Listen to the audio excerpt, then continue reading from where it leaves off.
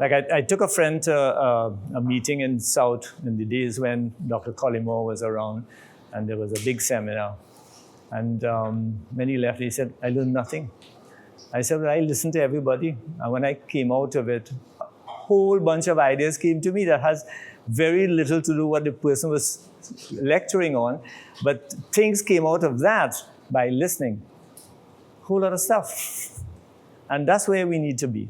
We need to have control of our minds, because our minds, what we call in mind, has been hijacked. We have been programmed. All of us here are programmed beings. Seriously. Whether you like me saying that or not. I was in that place. You know what the word rebellious or rebel means? It's a nice word. That is me. I listen to everybody. Don't agree or disagree, but I learn a lot from what people are saying. Because I'll give you a story. When I was young and I was going to Queen's Royal College, every morning there's traffic jam all the way from Caroni Bridge all the way to Port of Spain. And you're going slowly. So there was a guy there with a jockey shorts, and the bottom of it was quite here so you could see everything. And totally naked, a vagrant. And anybody here, the young ones wouldn't know this. The older ones like me would know it. When Selassie came to Trinidad many years ago, he laid a foundation for an Ethiopian church in the Betham, right? Just before the overpass on the right-hand side. Some of you, anybody knows that? Yeah. I'm older than everybody here. You know it, right? Yeah. It's on the left hand, but Eric Williams and these guys never allowed the church to happen or whatever. I don't know. Maybe they didn't want an Ethiopian church coming into Trinidad. So it never happened. But right in that same area, every morning this guy will be there. And you know what he has around him? In those days, no plastic bottles. They were glass bottles. And what he had is all these glass bottles tied up around him. And you know what he was doing? Looking at you so. When I was telling the story some time ago, somebody said, "You were doing Tai Chi?" Maybe he was. But I learned so much from him because I tried to get into his mind and understand what he was talking about. So all these glass bottles hanging around. What I got from it, and I hope other people got it, is that he is telling me all the baggage. Here's all the baggage I have. I'm just trying to show you, all of you have baggage. Get rid of it.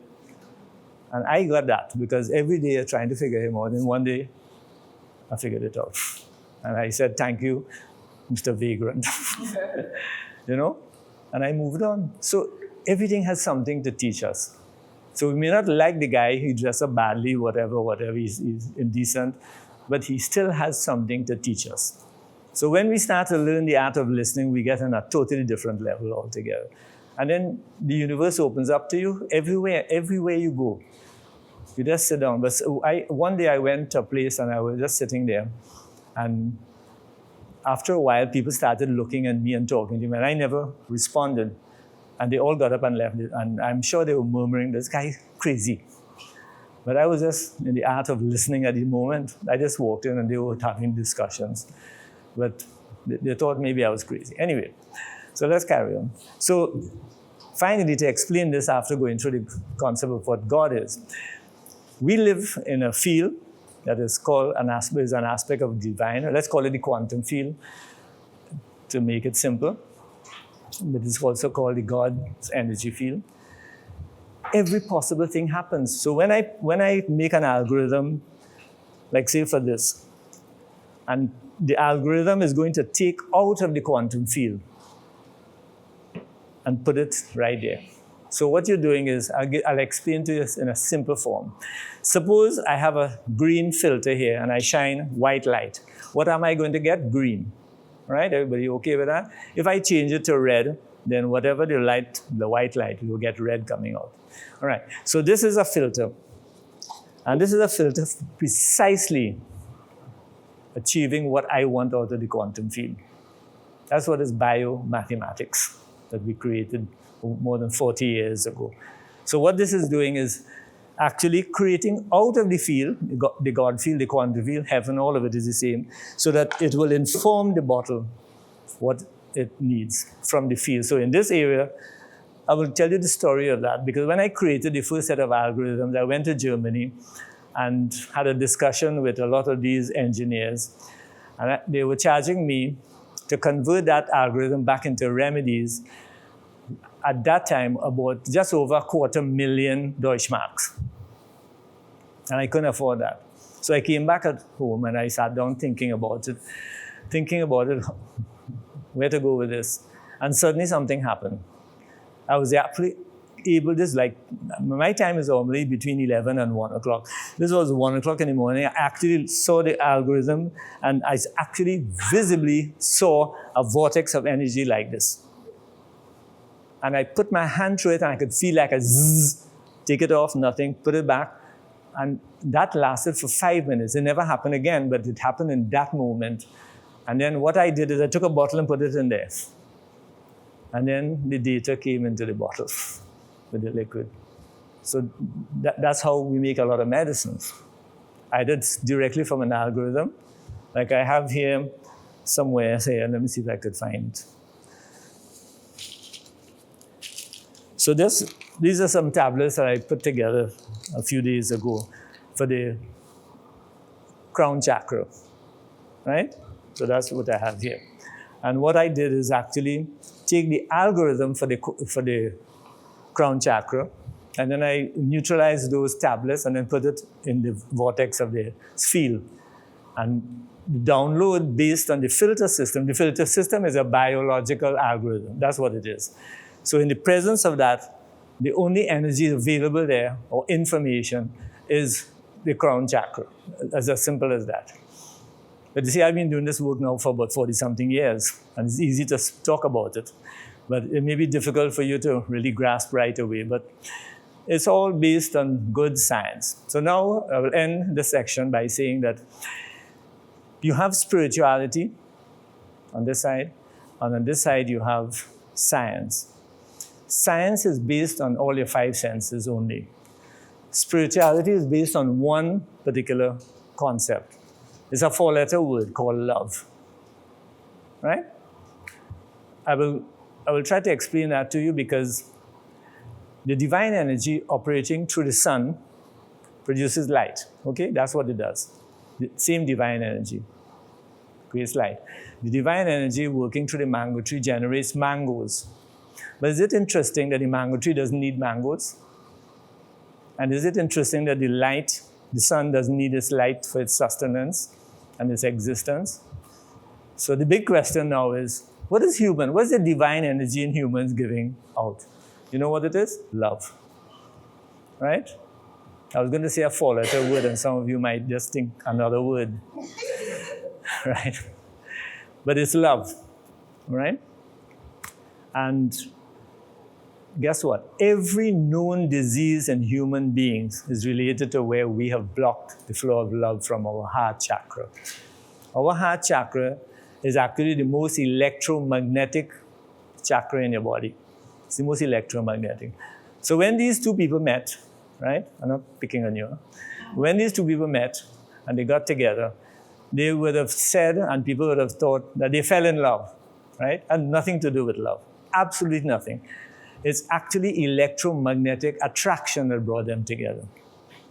You're two different people from two different backgrounds, right? Meaning from two different families, and the energies are different. But now they have to learn the art of love. It's there, but they have to learn the art, to practice the art of love, I should say. Because I will tell you all something. If you love, you cannot unlove. It's impossible. But if you come together by electromagnetic attraction, you can separate. You know why? If someone else, whether it's male or female, let's say it's a male, comes to her, and she feels a greater electromagnetic attraction, that relationship breaks immediately.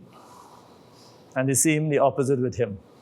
But once they connect with each other and it's strong enough, and it is strong enough, and once love comes into the picture, which literally cements the whole relationship, then no matter what happens. I told my wife when we got married in the Red House. You know, it was interesting. Because I left all religion when I was about 12 years old. And she was from a Muslim background. My parents were Hindu, but for 12 years I had no religion. But I got into a really big problem with my parents because of that. From 12 to 18, I escaped at 18 to go to medical school, and got away from everything at home. But every day I had problems. You know how many times my father wanted to throw me out of the house? And one day he did. He told me, anybody know what a borat is? Like a man rat. So he said two of these can't exist in the same house. So that night I had to leave. So he eventually put me out. Anyway, so that was interesting. So getting back to what I was saying, I lost my thought there because I'm talking about borats now. What was I saying there? Right. Not married in the Red House. So I told the guy, I said, you know what?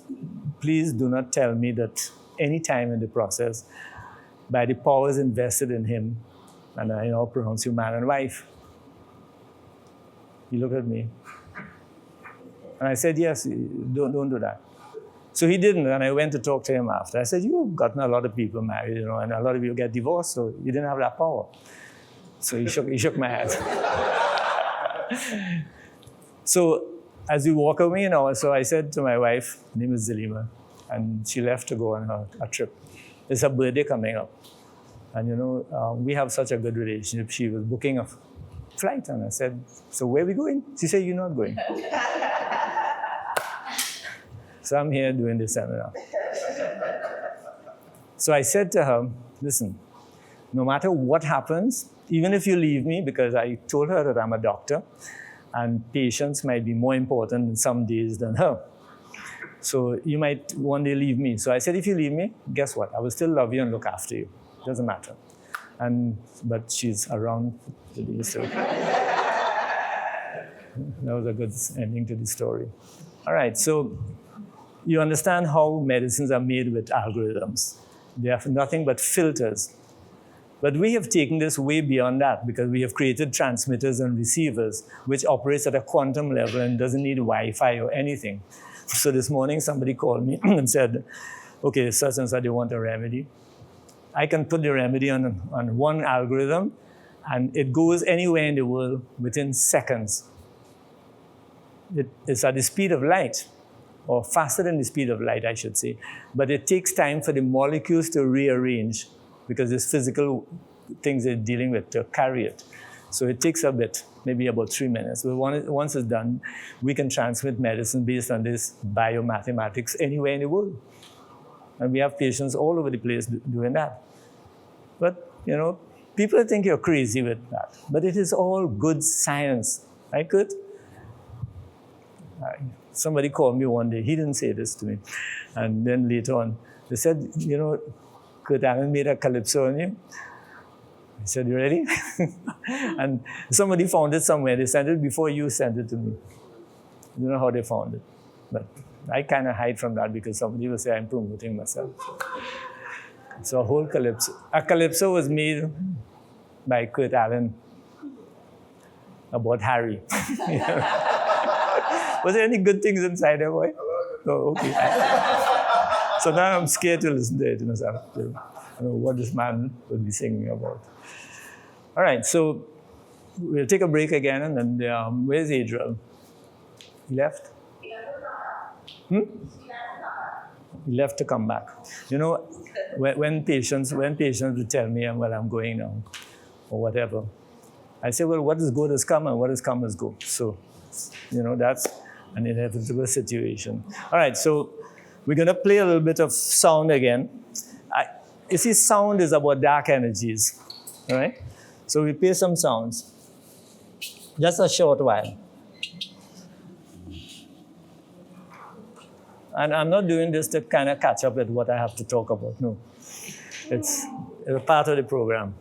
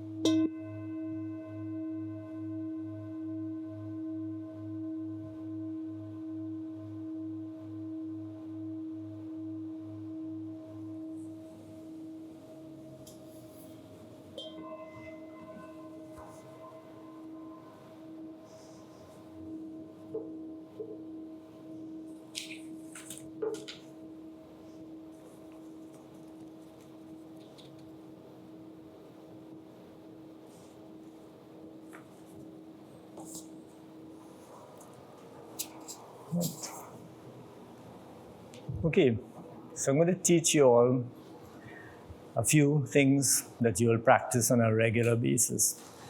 Now, there are three areas in the body. Yeah, we just have to lift your fingers up. Okay, so there are three areas in the body that we can consider stuck. And no matter what you do in life, you're going to remain stuck. And you have to work on these areas until you can get those areas working. One is the sacrum. The sacrum is called the sacrum because it is the most important bone in your body. It's the most sacred bone in your body. And it's this area here, and it goes like a triangle down. It meets the tailbone called the coccyx at the end. And this sacrum is made up of 5 bones, which represents the 5 elements in the universe, all right? Which is nothing but connected totally to the divine God level. And guess what? The energies in man comes from that sacrum. But unfortunately, in 99-point-something% of human beings, the sacrum is tilted inwards. And when it's tilted inwards, you only get roughly about 10 to 15% energies moving up into the body. So if you're only having 10, but it's closer to 10 probably, in our estimation, if you only have 10% of energies available to you, you're not going to have a good life. Okay? So now what do you do to change that? And the one exercise that I could give you to change that, to get the bone out, again, it takes time because remember, all of this is programming. Programming of the human mind and body and soul as well. So the exercise is simply this, where you stand like this, put this here, and you put it up in the air like this, right? And you stretch. So you're not going to be doing this. Now, you have 2 important acupuncture points. They're called Lao Gong, for those who studied a little bit of that. And at the base of your foot, under the sole, right in that area there, you have kidney 1. Why I'm telling you about this, this connects you to up there, the universe, and these connect you to the earth. Even if you're standing here on this level, you will still connect to the earth because the building is grounded as well. And we have earthing of all the buildings. All right? So those 2 acupuncture points called kidney 1, if you want to know where it's at, let's lift it. It's right there. It's jumped. Anybody wants to know quickly, it's right there. Okay? It's like this, and you get to that point. But you can Google it, kidney 1, and you'll find it too. Because always, if not Harry is there, you get Google. Right? So those 2 connected to the earth, and these 2 connected to the universe, the quantum field, God field. All right? Now, when you do this and you put your hands up like this, you go up on your toes, up and down. And you do that exercise. So make a note of that and practice this every day because I'll tell you what, you can do whatever you like. You could pray as much as you want to pray. You can do as much qigong as you want. If that bone is tilted inwards, or even yoga, then it's not going to happen. So you got to focus on that. Right? The minute you could get that bone out, your life is going to change. You're going to have a whole lot of energies moving up the spine. Traditionally, it's called Kundalini, but people don't understand Kundalini. They talk about Kundalini, doing all kinds of stuff, but the bone is still tilted inwards and locked in that position. So every day, you put this up, keep it up and down. So you're activating these 2 points, connecting to Earth and the whole universe. And the energies, it moves the sacral bone out. How many of you have seen Usain Bolt? He walks like this, This is out, and his chest is out. And he runs like faster than anybody that I have known in my lifetime, in his prime days. Right? So that's exercise number 1, sacrum. And I would say Can you what? Okay, stand up. See, we don't have a lot of space. Stand up and practice it for a short while. Good. So that, just watch your head. So up like this, keep that stretch. You're not going to be doing this, huh? Please. Keep that stretch up and down.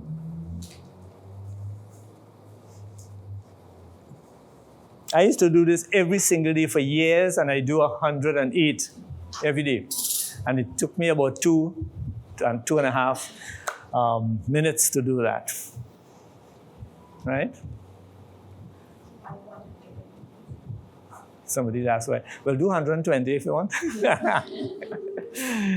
No, well, I like, I'll tell you, I like the number 9. So that's that. Right, so you got it. Now I hope it's imprinted in your mind. Every single day, practice it, because you're not going to get very far unless your sacral bone is tilted outwards, right? When that happens, energies are going to start flowing up. The usual story is when it reaches the second chakra, so that's the base chakra, then you are driven for sex. And then you pour out all the energies right there. So you have to be careful. You have to control sex and learn to get some of these energies up in your brain. You can only be a genius when enough energy, and I would not define that for you. You have to define it yourself. Enough energy reaches up to your brain. And a genius has compassion, and he also contributes way more than the average to the planet. That's what a genius is doing. They bring new things into the world. They shift consciousness. Right? So that's exercise number 1 for the sacrum. The next area is stuck in all of us is your diaphragm. And if that is stuck, energies will reach that point and get blocked there. So what do you do for that? Right? So the diaphragm in a baby, if you notice a baby, when the baby is lying on the back and they breathe in, the belly comes out. And when the baby breathes out, the belly goes in. Right? So the exercise that you have to do with that, let me see. Cross your legs at your knees. So if you want to do it, you have some space there to do it. You're going to cross your legs at your knees, like this. And you cross your elbows here, and you lift up into the air and look up slightly. Be careful if you get dizziness or so. Make sure if that is happening and you have difficulties, go up against a wall and do the exercise. Does it matter? It doesn't really matter. Whatever is comfortable for you. Whatever is comfortable for you. Right? Up in the air. So, and now what you're going to do is to breathe. I want people to get up and do it. Right? You know why? You're going to feel the difficulty in breathing from your diaphragm because the diaphragm is stuck. So try it. Breathe. And you will see that you are forced to breathe. Can you feel that? You're being forced to breathe from your belly, from here.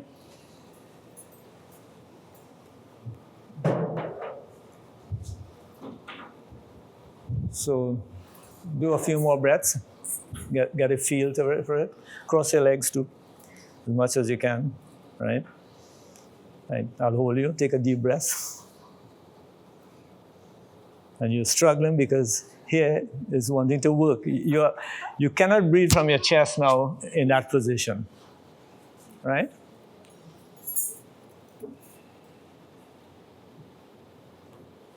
So you get the feeling of the pressure you can feel the diaphragm. If it's not working, you feel a bit of a struggle. But with time, your diaphragm will start working. And the diaphragm will be moving in and out, up and down, sorry. And when that is happening now, you have freed up the diaphragm. So where I sit or not, and when your diaphragm is actually working well, when you sit, you will be breathing only from the belly, right? You know, many years ago they said, if you actually sitting all day, you're going to shorten your life. But if you sit properly, you will lengthen your life. Because most people are sitting and the bone is tilted in. But if your bone is out, then you're naturally creating a whole lot of energy. Kundalini, yes. You mentioned about breathe from your belly. I mean, when you Diaphragm. stomach should come out. Stomach should come out, yeah. Not up here. Most people breathe. That's how they breathe. So take a deep breath. Your belly should push up. Yes. Just a bit. Right? Well, once the diaphragm comes down, it creates suction, air comes in and becomes almost effortless. And the belly will come out a little bit. But it's not going to cause you to have a big belly. Don't worry.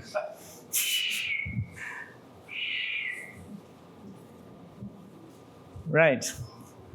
The third exercise, the third area that is stuck is a bone here between my two fingers. It's called the sphenoid bone. And that bone connects to all the other skull bones. The entire skull is connected to that bone. On top of that bone, you have a little fossa called the pituitary fossa. And the pituitary gland is sitting in that fossa right there. It's interesting. I call that the altar in the human temple. Right? And that is stuck too. Yes, question. Sphenoid. Sphenoid. Kind of put the S in there. Sphenoid bone. And that is also stuck. Now I'll tell you what, this planet is a living planet, is alive because we have plates, tectonic plates, and they move a little bit, right? And that's what keeps the living energy of the planet going.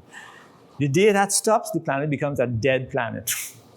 The day it gets too much, chaos happens. And I'll tell you something, the divine energy will never do that. So who creates a hurricane that causes destruction and loss of lives? Who creates a tsunami that does that, or an earthquake? Go and figure it out yourself. It is written in the Christian Bible. It says something like this. I'm not a good scholar of the Bible, but we wrestle not against flesh and blood, which is human beings, right? But with principalities and powers in higher places. Those are the ones who create all of that stuff. But you know what people would normally say to me? It's an act of God. Has nothing to do with the divine energies. The divine energies will make sure it keeps moving just enough to keep the planet alive. Right? Why are you saying that? Because when your bones fuse, speak up? Yeah. Yeah, well, good. So when the bones fuse up, we are in big trouble. And it is happening slowly as we age. And the brain function will be affected badly. So we all have to reverse all of that. And later on as we go through the day, we're going to show you how to help to start the process of, reversing all of those things, those happenings. So those are the 3 simple exercises. I didn't give you the third one yet, right? I was trying something there to see if you're all awake or not. So what you do is you put your feet shoulder width apart. And what you're going to do is you're going to soft knees like this. Because when the knees are locked, very little energies flow. Remember that. So always, when you're practicing all these things, have soft knees. And then what you do is you're hugging a big beach ball. And it's eye level. And you just stand there. And keep your mind focused on up here. This exercise will soften up the bones, get the motion going again. All right, and all the bones will start to move slowly. But don't expect a miracle, because if I start now at 73 years old, it's going to take me a long time, but it can happen because you're going to have a longer life and you'll have enough time to make it happen. If I say 15 minutes, it'll be too much for you, but start with whatever you can and then start slowly increasing it. All right? Soft knees, and you just hold that. Actually, this is nothing but a standing meditation. Simply, your mind will eventually stop. This gradually will help you to stop the mind. But it takes time again. So When people cannot meditate, I tell them, okay, just stand like this for 15 minutes, and that's torture for them. But gradually, the mind stops, and then you start to feel really good. You have to go through that process. It's always, we are fighting against the programming, remember that. And when I started this exercise, my body was protesting, my mind was protesting. I was saying, I wonder why on earth I have to be doing this thing. But I persisted, and after many, many months of practicing, suddenly I felt good, right? It's a whole shift. So those are the 3 areas in the body that you need to work on. As I said, I'm telling you this because if you do not, you could do anything else you want, but if these areas remain stuck, you're not going to progress. You get it? You have to get everything, all the spirituality down to the physical body. So whatever energies you have, it has to get into the body. You see, we have a notion that the body has to die and must die. And the body belongs to the earth. And I keep hearing all the time as a little boy, this famous concept, dust to dust, ashes to ashes. I don't agree with that totally, 100% I disagree with it. Because I've asked people over the years, explain. I asked the imam, the Catholic priest, the pundits, I asked them, explain this to me. And all they can tell me, son, the body belongs to the earth and has to go back to the earth. I still don't agree. And I will tell you why. If you want to know how much earth you have, scientifically, take somebody to a crematorium and cremate the body, and then you will see how much ashes you have. But let them die first. Yeah. Well, I mean a person who you have to cremate, that's it. Right? So the amount of ashes is probably less than 2% of this body that you have. So what is your body? Your body is liquid light. You already have a light body. 70+% water. And water is liquid light. So you see the false narrative they give us? Totally false. You have very little earth inside of you. It looks like it's earth, but it's not. It's all light. The earth you have in you is the bones, mainly. So you need some earth. But it's when the person who died now gets cremated, it comes down to a tiny, tiny bit. A small little urn that they get everything in. Now, if you cremate with a lot of wood and so on, then you have more ashes inside you, So that's different. So our bodies are already a light body. We are light. So you see how much false information that they've given you. But I couldn't cope with it. And that's why I became a rebel. And you know what? How you define a rebel? Is one who thinks for himself or herself. That's it. A rebel doesn't want to overthrow any government or to kill anybody or to disagree with anybody. A rebellious person just thinks for themselves. That's all. So they walk a different path. That's what a rebel is. I call myself a rebel, but I had big troubles throughout my life with parents. So, and I'm still around. So you understand God now, hopefully. You understand what is the physical body all about. And you understand water. Water is so important. As I said, we already generate water. Now, so the next thing we want to discuss is basically our bodies generate enough dark energies, but it has been suppressed as well. Totally suppressed. And we don't even think about it. Because our minds are operating like this, we actually feel and program to think that dark energies are bad. And that's something we're trying to change in the 21st century, to get people to understand dark energy and dark matter. And when I say to understand, that's the aspect of the divine that we need to get in our system and become one with. And the latter half of the day will be teaching quite a lot about that. So to start with, I'm going to give you, there's one thing else. Another exercise I wanted to give you all. This exercise is very powerful. I've been working on this for the entire year. When I say working on it, it's through meditation. It's been coming to me step by step. And finally, about a month ago, I started teaching it, right? But I was practicing the bits and pieces and just getting myself into the exercise and becoming one with the exercise. So the exercise, I call it is an infinite Qigong exercise, but it generates dark energies, all right? Now, if you generate enough dark energies, guess what will happen? You'll create light in your body too, because light comes out of darkness. So the exercise, I don't know if we have enough space for that, but it's the same position of the feet and soft knees, all right? And if you watch me now, you can see it. And then you can take a break and you can practice it for a while and get it right. What you do is you create an infinite sign in front of you, right? Good? An infinite sign. It's like 8. And what you're going to do is this. The ankles will move, the knee will move, this will move. So watch what I'm doing.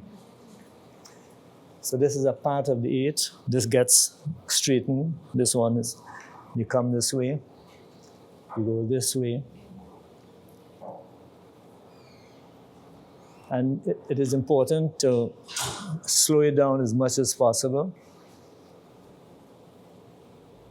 So don't get confused. Yeah, it doesn't matter which way you start. It's all coming back to the infinite sign. So it doesn't matter if you go this way first, and then you go this way.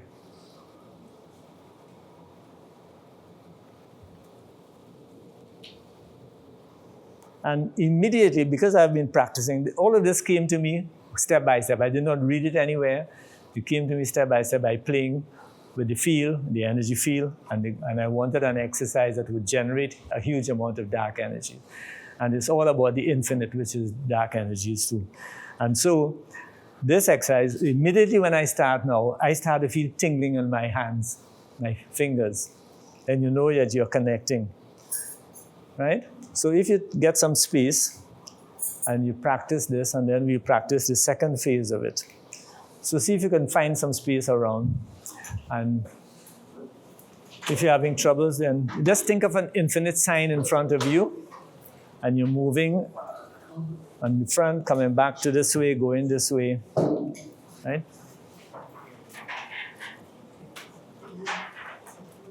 So reach out as far as you can go. And this will generate a huge amount of dark energies into your body. I recommend at least 7 minutes of this. Right? Let's find some space and practice.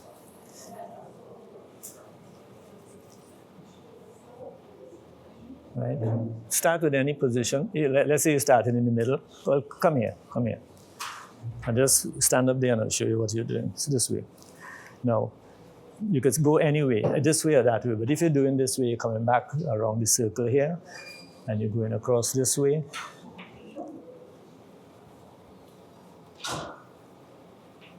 Yeah. Getting it? Simple, but try to go as slow as you can. And I'm sure some of you will start to feel a bit of a tingling in the fingers. You're getting that? Yeah. Right. It's immediate. You're connecting to the source, the quantum field, and to the dark energies.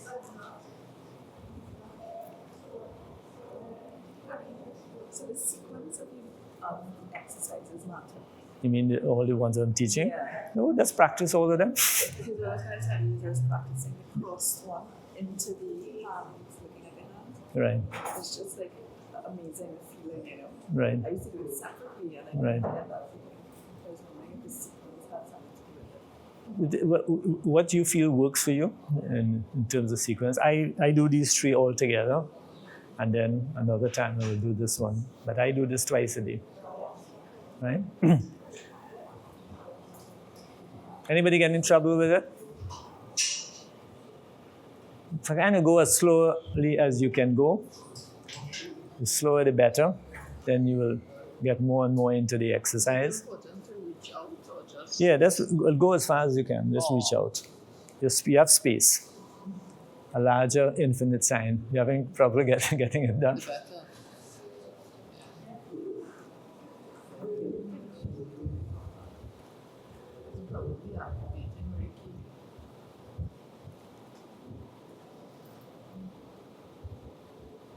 Yes, I think you all are doing good. Very good.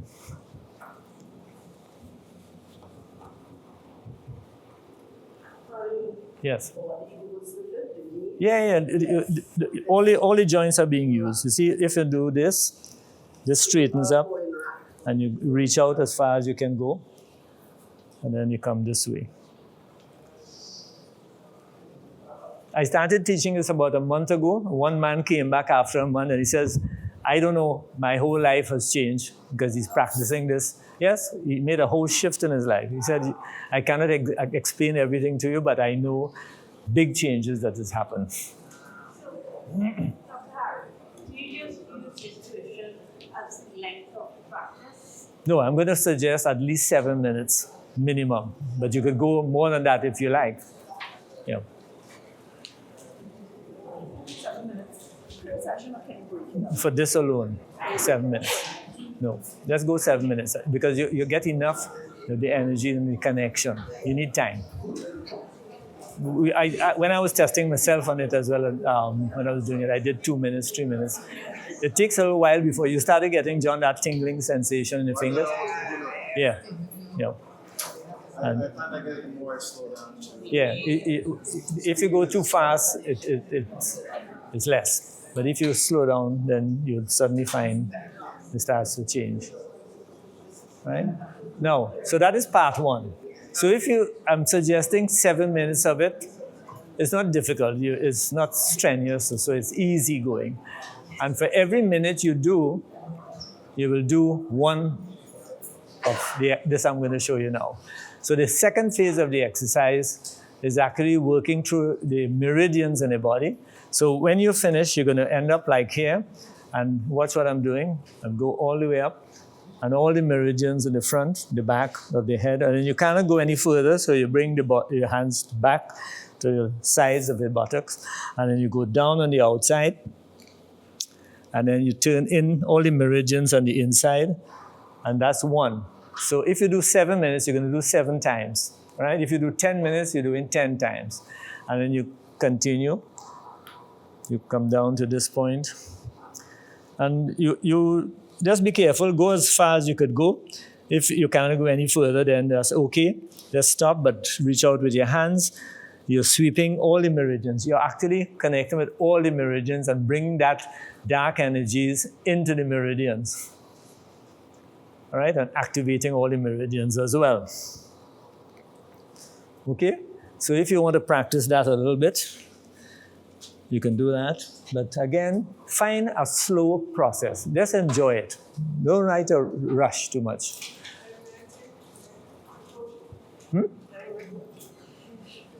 Somebody is recording me. Okay. So you start here, the second phase. It has 3 parts. You go slowly. Wait, I have to start again?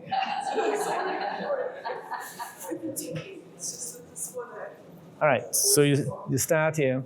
Because you got to get savvy with all this technology.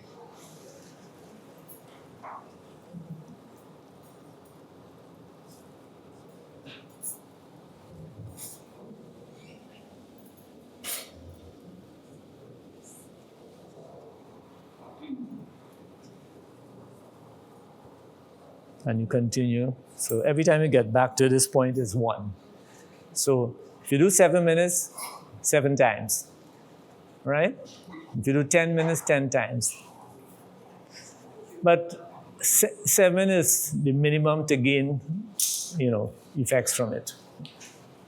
You will not get as much with 2 or 3. So we tested all of this with patients ourselves. And then the third phase is coming back to your center, to your, what is called a dantian. And you're in that same position. Left hand goes under the navel, and you don't need to touch the body, and the right hand goes above. And the main dantian is here, and then you have 2 other dantians. Dantian means a ball of light, right? So when you finish this 7 times, let's say you do 7 minutes of this, 7 minutes, and then you do 7 times this, bringing that energy into your meridians. And then you end up here Left hand down, the lower dantian, the upper, all facing up. And then you stand there for only 1 minute. Then you come back to your center, which is your dantian. Right? Got it, man? I can see the future of you looking 40 years younger now. Right. But if you get 40 years younger, you know what will happen? You're back past the womb. All right. Okay, everybody got that? Those? The only other exercise I'll push all of you, no matter your age, is squatting. Right? Squatting is good, but start only where you could go. If that's all you could do, stay as long as you could be in that position, you know? And then finish when you can't make it anymore. But you keep increasing it a little bit. So just squat. With time, the lower you're going to go is better for you. I mean, I do squats every day for years and years. You know, you go all the way down and you just sit like this for as long as possible. And then you go further down and you stay there. But squatting is excellent for your whole body and the flow of energies. So, as I said, if you're going to start close to a wall. We don't want you falling at all and damaging yourself. So just go so the elderly among us here now, just stay as long as you want in that position, you know. And with time, you would find yourself, the weight alone of your butts will take you down a little bit lower, a little bit lower, and a little bit lower. And then, but keep in balance. Right? We don't want you to fall and hit your head or anything like that. Please, take time. You know, you might say that you're 70 years old and you don't have much time. But if you start doing these things, you're going to have enough time to get where you want to go. You know? Right, so everybody got those. What's the lower position for squatting? The what? The lower position to let down to. No, well, that's squatting. That's a real squat. You go all the way down. Yeah, just hold it. Yeah, you go all the way down like this. Oh, okay. And you just hold that there. I mean, you could do anything. You could do anything with your hands. You could wave at people as well, too. You know? But you stay there as long as you can. Right? Yes? Yeah. For the third one is your hands should be, remember you started here. And you do this, right? And, right, so you go, I'm just doing it fast. You come back here, you finish. So what you do is left hand under the navel and the right hand above, just above. Right? So this is the main dantian here. So you're connecting to the main dantian with your left hand. And the other dantian is here and here. So this is lower, middle, upper. So you're actually connecting with all three dantians in this position. Just hold it for a minute. That's it. And then when you finish, you just shake out your hands, shake out your legs. Just get back to normal activities, you know. Got it? Everybody got the 3 phases of the exercise? So for all of you, if you don't know how to squat, you still get benefits. Just start where you can. Even if you give yourself 15 seconds and keep increasing it slowly, try and keep doing it. Going low and low and holding it. Always remember one thing. If you are elderly and you have a bit of problems with balance, get a wall behind you, or you get close to a wall and stay there, just in case that you don't fall over this way. Or let's say if you're falling, you could always lean back. So please be careful, right? What does squatting do? It has a whole effect on the entire body. Seriously. It's one of the things that generates dark energies in your body. Right? Yes. But the lower you could go is better. So if you started this here, you're going to start with something, and with time you should go lower and lower down. Right. Okay, so let's see. It's 10:42. Can we take a break for a few minutes? Yeah. All right, we'll take a break for a few minutes.